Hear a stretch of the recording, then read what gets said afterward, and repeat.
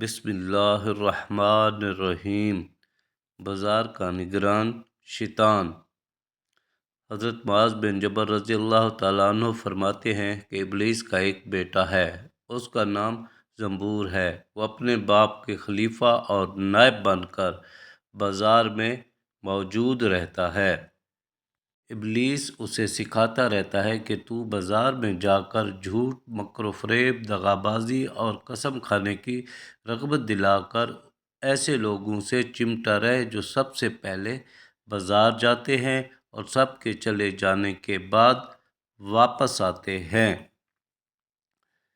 حدیث شریف میں آتا ہے، سب جگہوں سے بری جگہ بازار ہے اور لوگوں میں سب سے بدتر وہ ہے جو سب سے پہلے کاروبار کے لیے بازار پہنچ جائے اور سب کے چلے جانے کے بعد واپس آ جائے۔